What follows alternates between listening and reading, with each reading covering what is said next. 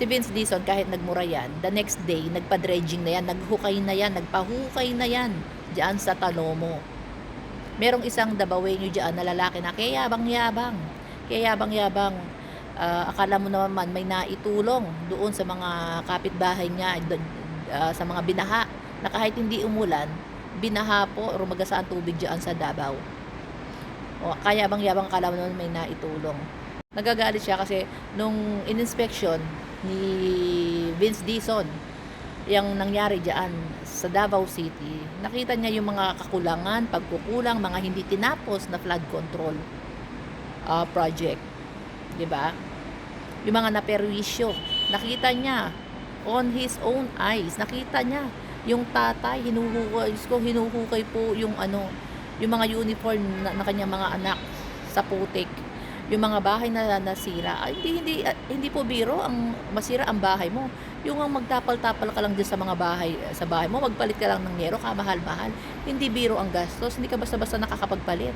Lalo na kung hindi ka abroad. Kung wala kang pamilya naka-abroad.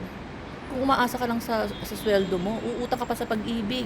Maglo-loan ka pa para makapagpaayos ka ng bahay mo. Siyempre, yung tao, hindi naman taga Davao, nung nagpunta doon, nakita niya yung yung mga nangyari, yung perwisyong nangyari, yung perwisyo po sa mga Dabawenyo, mapapamura ka. Kami nga na nanonood lamang doon sa inilabas nilang video. Napapamura kami. Siya pa kaya na nakita niya at mas nakakaintindi siya kung ano yung mga iniwan, mga tinengga na mga politiko diyan sa Davao City. Ba't hindi ka nagagalit doon sa mga politiko? Kasi 2019 pa yan eh. 2019 pa yan. At dito ka magagalit. Si Boy Iyot, si Pulong, nagagalit siya. Ang problema daw sa DPWH. Kaya daw natingga. Sino ba ang DPWH that time? 2019. Hindi ba si Mark Villar? Sino ang nag-appoint kay Mark Villar? Hindi ba si Digonyo, ang tatay niya? Kailan nakuha yung 51 billion for 3 years ni Polong?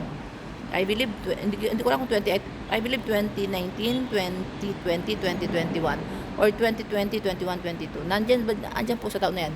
3 years, naka 51 billion siya. Diyan lang sa flood control sa Davao City. Pera yan. 2020, nakakuha rin si Inday Sayad ng 1 billion. Flood control din. Asa ng mga salapi. So ngayon, isisisi nyo kay Vince Dizon sa DPWH, sila may kasalanan. 2019 pa ganyan yan. Nung nagalit yung tao sa nakita niya, nagagalit kayo sa kanya pero hindi kayo nagalit doon sa mga politikong ninakaw, yung mga salapi. Actually, hindi yung salapi yan. From national government yan. From national budget yan. Kasama kami dyan. Leche kayo. O ayan o. Kahit nagalit yan, nagpa-dredging yan the next day. Para matugunan yung problema. Ikaw, nagagalit ka. Itong lalaki na ito, from Davao, nagagalit ka. Bakit? May naitulong ka ba sa mga kapitbahay mong naperwisyo ng baha? Si Boy Iyot, nagagalit siya? Anong ginawa niyang aksyon? Asan yung pera ng flood control? 51 billion. Si Inday Sayad, 1 billion. Nasaan ang pera? Ba't hindi nila ginagawa ng paraan? Mark Villar, ang nag-appoint ang tatay nila. Bakit sila ngayon nagyayaw-yaw? Bakit nung panahon, nung 2019 nangyari na pala yan, hindi sila nagyaw-yaw? Kasi nasa kanila yung salapi. Nasa kanila na yung salapi eh. O, bakit sila na tahimik lahat? Bakit? Kasi nasa bulsa po nila. O, tour lang sila, pa-Europe lang sila, walang tigil ng kaka-travel. Deposit dito, deposit doon, kung saan na po yata ginawa ng sibuyas yung pera ng flood control. Chinap-chap na dineposit na kung saan ang bangko sa iba't ibang bahagi ng bansa. O, yan ang totoo. Tapos dito kayo nagagalit sa napamura, pero the next day nagpa-dredging. So ngayon ginagawa na itinutuloy na yung flood control. 'Di ba? Hindi, ang kapal ng mga pagmumukha nitong mga naku, hindi na ako magtataka kaya ganyan kayo no? Kaya ganyan kayo Masyado kayong, ano ba tawag doon? may sarili kayong puon. Ginujus nyo ang mga puon ninyo. Kaya yan, habang buhay kayong ganyan, nakalublob kayo sa baha. Buti naman ng Pampanga, umahon-ahon ng konti eh. Marami rin kurakot, hindi ko nagtatanggol ha. Antin din ang kurakot ng mga politiko sa Pampanga. Pero ang mas matindi itong sa Davao. First time in the history, 51 billion.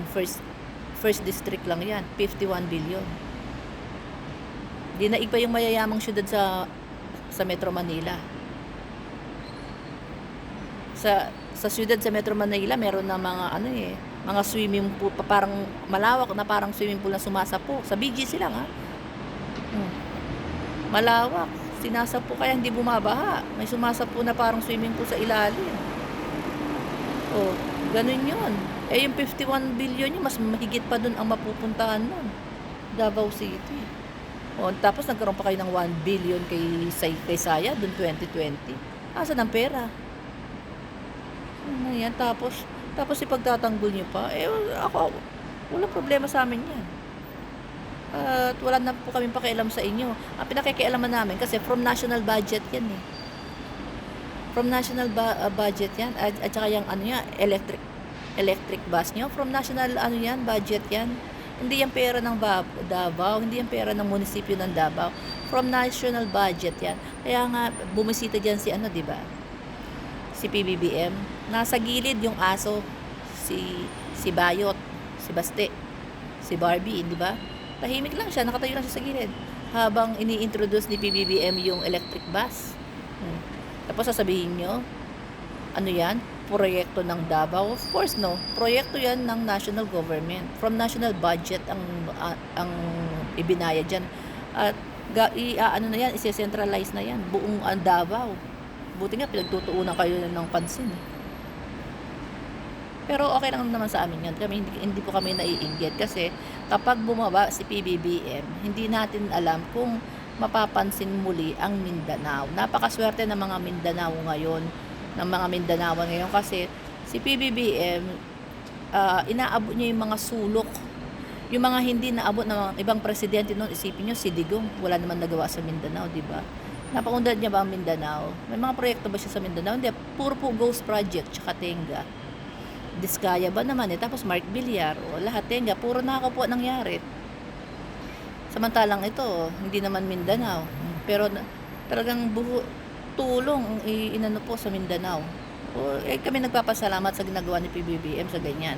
Hindi lang naman talaga Metro Manila NCR ang nakikinabang. Dapat yung mga kababayan, naaawa ako dun sa mga estudyante na tumatawid po ng tubig para makapag-aral, yung mga may sakit, namamatayan na lang kasi hindi makatawid kapag mataas ang tubig.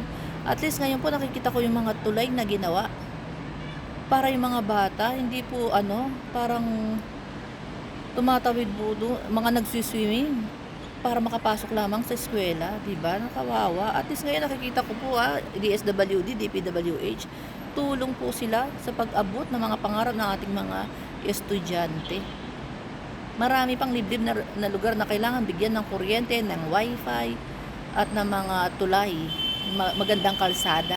Yan ang dapat. Samantalahin nyo hanggat nakaupo si PBBM, dahil pag nawala na si PBBM, yung susunod na uupo, hindi po natin kung ipagpapatuloy nitong susunod na uupo yung mga ginawa ni PBBM sa Mindanao. Kasi alam niyo, kung ako lamang po, gusto ko na pong i-stop yung pagka-ignorante, ang mga politiko ngayon, ayaw nilang matuto ang mga tao, bata, matanda, gusto nilang manatili silang uneducated, hindi sila edukado, wala silang pinag-aralan para nakukuha nila yung boto. So kailangan na aabot talaga ng internet, kuryente, yan, mga kalsada, school. Napaka-importante po yan. Tandaan po natin, si Digong, pinaalis po yung mga eskwelahan dyan sa Mindanao. Diyos ko, kawawa po. Iko-content ko yan. Yung mga kawawa nating mga taga-bundok, inalisan niya ng mga eskwelahan. So, grabe. Bakit? Para makuha yung boto?